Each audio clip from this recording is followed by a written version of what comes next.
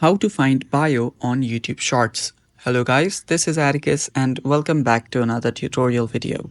In today's video, I'll show you guys how you can find bio in YouTube Shorts. So if you are new to our channel, head down below and hit the subscribe button so you don't miss out on our future videos. Now let's get started. First step, open up your YouTube. Make sure you're logged in into your account if you want to. Then after you do that, you can simply head over to Shorts. So tap on Shorts on the bottom here. Discord? After you're on your Shorts, there you will see here a short bio-like thing. You will see small caption, but if you want to see the bio or the description, you won't find it right here. So what you can do is you can tap on the three dots on the top right corner, and there you'll find an option for description. So all you have to do is tap on description, and then you'll find the description for it and the bio as well.